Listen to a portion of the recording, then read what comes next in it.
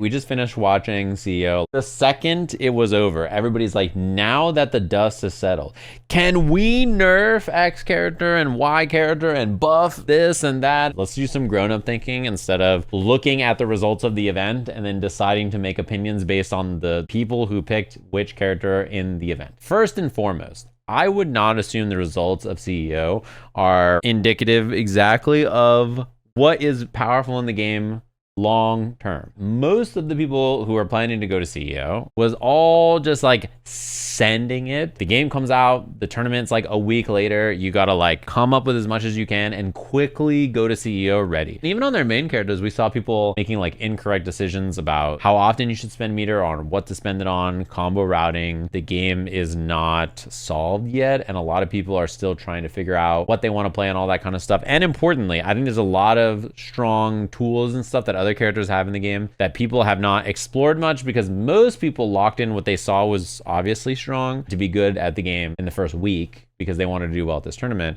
And now you can do some more thorough investigation into like what other characters or strategies are powerful and what kinds of like setups and things are really good. My takeaway of the power of the characters in this tournament is the same opinions I had before the event started. I think Blade and Magic are like two most valuable characters in the game. Even though Sonic won the event without playing Magic, I think those two characters are really valuable. They give a ton to their team, and they are the two most important things, like stapling together lots of the other shells in the game. Blade back assist in particular is pretty core to like basically everything you see. The way you want to order stuff, you want like characters who enable lockdown, characters who have mix-ups, and you want to swap those two back and forth. Shells of like mix setup, like that kind of an ordering logically makes a lot of sense in this game.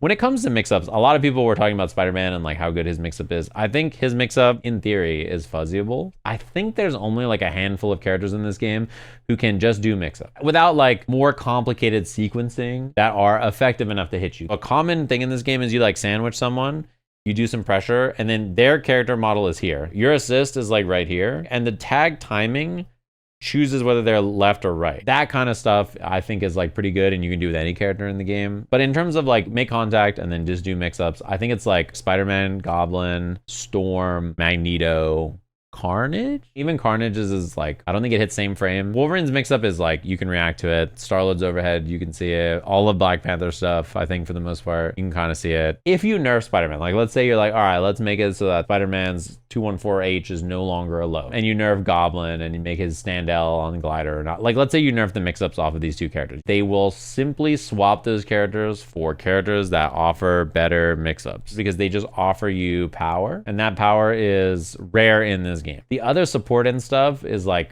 hard to say, but the most valuable characters for support are Magneto down assist, and then Blade and Magic anywhere. Now, what do you guys think about the defensive mechanics after watching CEO? To me, I am a firm believer that the armor defensive mechanic is so powerful, far overtuned. If there's like one frame of gap in like the opponent's pressure sequence is really good. Your defensive mechanics, if you're on block stun, are pretty limited. It's just crossover, and crossover, I would guess, has like a 70 or 80% success rate of being countered in this top 8 alone. Even though people can counter it consistently, it does force your opponent to spend their green bars. If I'm at 1 bar, I will basically always do it because then I gain my meter back before you. So even though the move is like easily countered by just doing it back, somehow it's still pretty strong. Look at the resources. I am way ahead, right? I hit opponent. I do bad combo, but don't worry about that. Then I make block pressure, and I perfect counter. I'm actually losing. I am behind on resources by a lot. It's 3-1. Unfortunately, I think it's kind of weird, but it's like right for my opponent to get disassembled. Or that to happen, I'm late, now they're ahead. And if I do this, then we're even. So it's kind of like better to do imperfect reflect, I think. One thing you have to understand, you may be like, oh, you get Oki with Spider-Man here into a tag mix-up. Your action is continued after the move. I can't change what I'm doing. I'm like locked into whatever my move is, right? So if I'm doing this and I perfect counter, I can't change what Spider-Man's doing, and then I tag, and now I have no way to set up anything because Spider-Man's like stuck doing another action. Let me give you a further example to show you this, because I don't even know if you know this. I do this, he crossovers, perfect. While disassembled, you are allowed to do the armored move on wake up. And now I'm full screen, and then you are halfway back out of disassembled, and I am down resources. It's like easy to beat, but like you should probably still do it sometimes on defense anyway, because it gets you ahead in resources. And like you gotta try it because you don't have anything else to do on block. So the problem is like I don't even want to make it that much worse, because I'm already like, this mechanic is not that strong to begin with, you know. When it's good, it like feels good for like a bad reason. It's not powerful for like a reason that you're like happy about. It's powerful for a reason that doesn't really make much sense. If I have 1 bar and my opponent has 1 bar, if I block, I'm incentivized to get perfect crossover. Whether you consider it strong or weak, I think the swing in resources is incorrect probably, and I think it'll probably be changed. I don't know if you guys have seen, but they've said Tokon Warriors. They hit that shit. We've got an update incoming later this week for our PS5 and PC players. Wait, who isn't the PS5 and PC players? Improved matchmaking. Step 1. I would be so happy if this is real. They say battle fixes and gameplay adjustments. I'm very curious about this. Are they just bug fixes? Are they buffs? Are they already going to be nerfing some characters? Are we already going to beat Spider-Man's ass? I don't really care about balance changes too much. I want performance fixes and matchmaking fixes. Those are like the highest priority by like tenfold. Everybody is blaming them, I think probably rightfully so, for how bad the performance is. And it seems like it's for a pretty silly reason. You just like staple this DRM onto your game and it like makes everybody's performance butt cheeks. Everybody's like suffering and it really sucks. Fixes for saved settings, replays, ranks, and achievement tracking. One of the biggest things is that the replays all bug out. Same thing with spectating, where like you try to spectate a match and then it gets desynced and it like doesn't work. So for tournaments, it's like really bad. Various mission, episode UI, and general stability fixes. This doesn't say fixes for performance. I mean, stability could be that, I suppose, but it doesn't overtly say that they're making another pass at making the performance better for PC, which is very concerning for me. I am happy to see matchmaking changes. I am curious about gameplay adjustments and battle fixes. Like, I think most of the cast is very underexplored. Shout out Dylan. As usual, might have just broke some shit, he says. Here we go.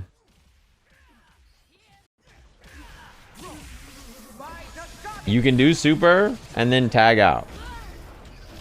As an example, if you play Deadpool, you could super, tag out a storm, and then, you know, do something like the unblockable. Or whatever you want. There's people who have already found, like, setups with the Hulk where he like tags in and he gets all of his levels, and then after he gets all of his levels he can unblockable you or not, you know. Yeah, I think this shit is definitely gonna get patched. I think there's like almost no way they allow this. It's funny you say can't you counter that, because if you look at the comments, someone says, doesn't this lose to assemble counter? And he says, sure, but you can bait it.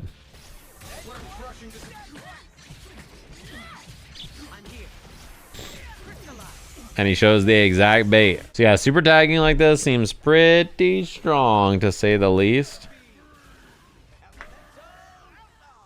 You just get full, even if you don't go for the unblockable, you get full Hulk charge, which is very strong. Even if you hate the Hulk and you don't want to play him, I'm pretty sure putting him third on your team is very good. He has like the best damaging cash outs like in the game. You can just like put him there and then TOD with him whenever you have bar and then tag him out. You don't even have to play him. You get a hit, do like a Star-Lord combo, you know, you tag into the Hulk, and like look at their life bar. I'm in the way, but like look at this shit. Like, I think there's like pretty valid reasons to be doing this shit with a lot of the characters in the game. That was the wall splat, by the way. So before that, everything was like, yeah. You could just kill them. This seems really good. I think a lot of characters are like this, where they just do insane damage. So you can just like tag them in and then just have them do big damage whenever you need it. I think Iron Man is really good and underrated. Bro is just shooting fucking key blasts at you basically the whole game. I think Star-Lord is underplayed. I think Penny has a lot of stuff. I think Deadpool as a cash out character. I think Loki as a cash out character. And I think Ghost Rider in general is pretty underexplored. Carnage too. That's like 10 characters or something of a 20 character roster that I feel like there's probably more stuff to do with. I actually wanted to like talk today. It sounds kind of funny. So far, I've just been stuck in purgatory, unable to matchmake. Every time I'm on stream, I'm like, dude, this sucks. I can't play. And I'm like sad. I mean this respectfully, but sometimes it really sounds like you don't really like this game.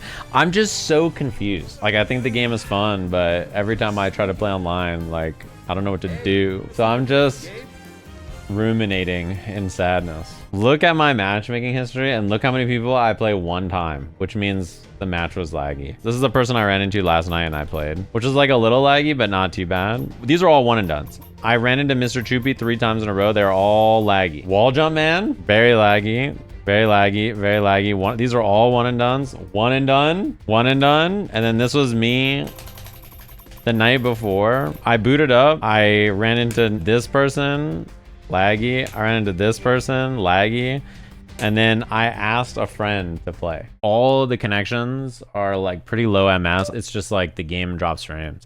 They just need another performance pass, you know? I'll get into a match and then it's laggy, and then I get into a match and it's laggy, and I get into a match and it's laggy. And then I'm like, why am I even booting up? If I come across like I think the game is smelly, it's not because of the game. It's because the game won't let me play the game. I can't play it. So it's like really easy to get mad at it. But I thought to myself, maybe I should talk about some of the reasons this game is good, because I think there's a lot of really cool things about this game. I'm just gonna start with, I really like that the game has one full life bar and all your character's life is equal. In another fighting game, if you wanted to play Green Goblin, you would play this character in like, you know, whatever position.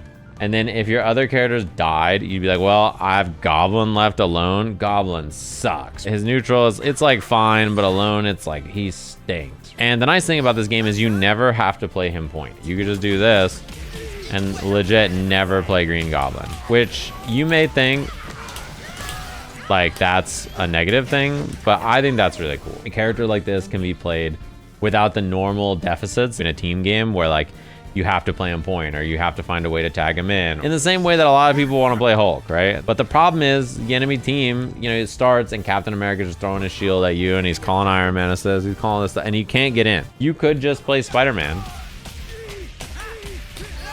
and then tag into the Hulk and then do combos with the Hulk, you know, and then just play Hulk on point once you get the hit, and then never worry about it because you don't have to. You could just play Hulk only when the position is good for you. And if you wanted to, you could be like, I'm a Necros fan in Marvel Rivals and I only queue up Spider-Man. You could just pick Spider-Man and pick 3 assists and never tag. You complain about support and how Luna Snow is broken and you just play Spider-Man every game. In the same vein that a lot of people do not know how to play Blade. There are so many Blade players in this game, and the only gameplay they can do with Blade is this. The totality of their skill set with the character is this. And I think that that is also something that's very usual in versus games where you play a character for their assists, but then you have to play them later on. But I think it's pretty fun in this game that if you want to build a team where you just make your other people shine, you can just pick the best assists in each slot. It's not optimal, but it is cool. That could be you.